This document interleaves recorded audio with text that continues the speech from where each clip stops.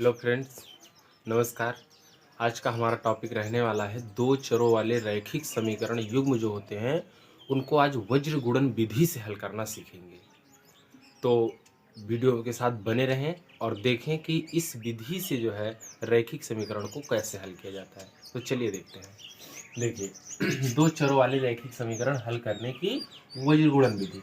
अभी तक आप दो विधियां पढ़ चुके हैं।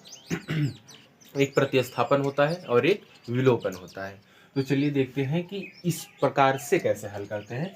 देखिए आप लोगों ने पढ़ा है कि a1x प्लस में b1y और प्लस में c1 बराबर 0 एक समीकरण ये होता है, और एक होता है a2x प्लस में b2y और प्लस में c2 बराबर 0। तो इसको हल करके डायरेक्ट बनाया गया फार्मूला कि यक्स बराबर निकाल सकते हैं हम b1 c2 और माइनस में ये हो जाता है b2 c1, ये हो जाएगा। और इसके बटे में a1 b2 माइनस में a2 b1। अब कह दो ये बहुत इधर उधर हो जा रहा है, याद कैसे होगा? अभी हम बता रहे हैं कैसे याद होगा। देखो y वाला भी निकाल लेते हैं कि y कैसे निकलेगा डायरेक्ट। तो y वाले के लिए होता है c1 a2 और माइनस में c2 a1 बटे में ये हो जाता है a1 b2 माइनस में a2 b1। एक जो है आपको ये मिलता है फार्मूला। जैसे समीकरण देखो और इस रूप में बदल करके सीधे जो है आप x और y का मान ज्ञात कर सकते हैं। कभी फार्मूला कैसे याद होगा, ध्यान दो। a1 b2 मतलब 12 21 नीचे वाले में ये चलेगा 1 2, और इस मतलब हर में क्या करना है आपको c1 c2 नहीं लेना है। पहले आपने क्या लिखा a1 b2, अब जस्ट उल्टा कर दो, बस a2 b1 हो जाएगा। तो दोनों के नीचे में यही रहने वाला है। ऊपर आप x निकाल रहे हो ना, तो x का जो गुणांक होता है वो नहीं लिखा जाएगा। क्या लिखेंगे b1 c2 और उसके बाद b2 c1, जस्ट उल्टा ही कर देना होता है। 12 21 ये हर जगह लिखा हुआ है। बस x निकालना है तो x वाले गुणांक यानी a, x में यही गुणा होता है, उनको कहीं नहीं लिखेंगे। इनके पास चले आओ y के पास। अब इनके पास देख रहे हो y का गुणांक क्या होता है, b होता है। ऊपर वाले में b कहीं नहीं नजर आएगा। यहाँ पे देख रहे हो c1 a2 माइनस में c2 a1, मतलब है तो ये 12 है, y का निकालेंगे तो यहाँ पहुंच गए। उसके बाद c2 मतलब c1 a2 और उसके बाद माइनस में c2 a1, ये इतना हो जाता है। अब इसके अकॉर्डिंग एक क्वेश्चन लगाते हैं, तब आपको ये बात समझ में आ जाएगी। चलिए इसको जो है इरेज कर देते हैं। ये फार्मूला आप नोट डाउन कर लीजिए, इसकी सहायता से आप आसानी से लगा सकते हैं।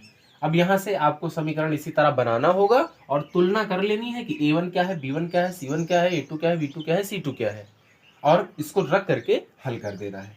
चलिए इसको इरेज करते हैं और क्वेश्चन देखते हैं।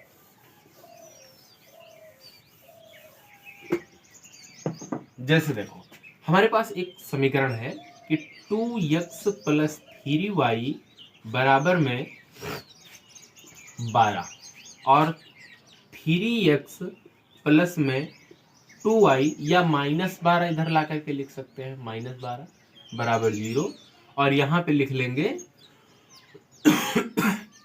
-13 बराबर में 0। अब अगर तुलना करो फटाफट तो ये a1 a2 a1 b1 c1, तो देखो a1 बराबर है 2, b1 बराबर है 3, c1 बराबर है -12।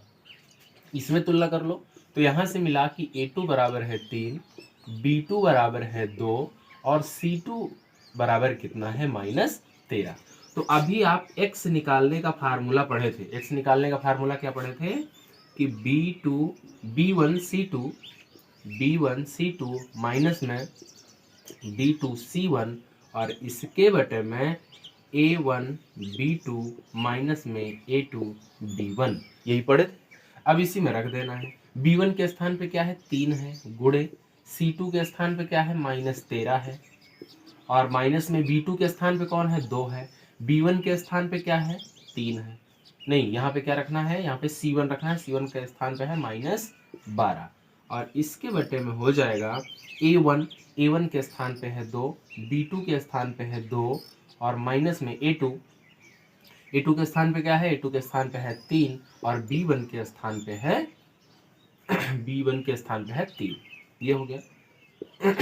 -13 का 3 से गुणा करोगे -39 और ये माइनस माइनस मिलकर के प्लस 12 दूना हो गया 24 बटे में 2 दूना ये हो जाएगा 4 माइनस में 3 तरीका कितना हो जाएगा 9।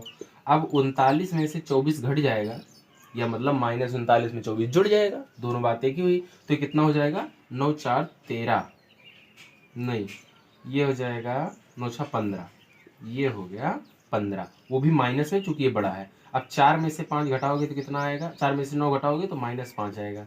अब यहाँ भी माइनस कट जाएगा, 5 एकम 5 5 3 15, तो यहाँ से हमें मिला कि x बराबर मान कितना होगा, 3 होगा।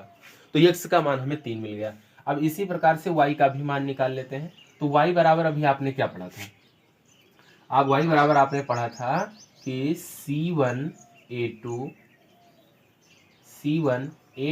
माइनस में C2A1 अपान में जो इसमें रहता है वही इसमें भी रहता है, तो ये हो जाएगा A1B2 माइनस में A2B1। अब यहाँ से मान यहाँ पे भी आपको रख देना है। C1 का मान फटाफट रख दो, देखो -12 है, A2 का मान कितना है, A2 है 3 है और माइनस में C2 का मान कितना है, -13 है और A1 का मान कितना है, 2 है। बटे में हो जाएगा, बटे में यहाँ पे जो भी है वही 2 × 2 और -3 × 3 बराबर ये कितना हो गया, 12 3 36 हो गया और माइनस माइनस ये हो जाएगा प्लस और 13 का 2 से गुणा करोगे 13 दूना कितना हो जाएगा, 26 हो जाएगा। अब यहाँ पे 2 दूना ये हो गया 4, 4 माइनस में 3 तरीका 9। अब 36 में से 26 से जब जुड़ जाएगा तो कितना होगा, -10 होगा और 4 में से 9 घटाओगे तो कितना होगा, -5 होगा। अब ये और ये कट जाएंगे, 5 एकम 5 5 दूना 10, तो y का मान हमें क्या मिल गया, 2 मिल गया। तो इस प्रकार से बीज गुणन विधि का उपयोग करके आप जो है 2 चरों वाले रैखिक समीकरण का हल निकाल सकते हैं। तो हमने जो ये समीकरण लिया था फर्स्ट और सेकंड, इनको हल करने पर x का मान 3 आएगा और y का मान 2 आएगा। आप किसी भी बीज से हल करेंगे हमेशा आपको x बराबर 3 और y बराबर 2 ही मिलेगा, चाहे जो है ग्राफीय बीज से हल कीजिए, जैसे ये ग्राफ बनता है, एक बार ऐसे बनाते हैं फिर जाकर कट करता है तो यहाँ मिलाते हैं तब जाकर के बन जाता है, या विलोपन विधि आप उसको विलुप्त कर देते हैं, एक प्रतिस्थापन होता है, एक चर का मान निकाल लेते हैं और ले जाकर के दूसरे में विस्थापित कर देते हैं।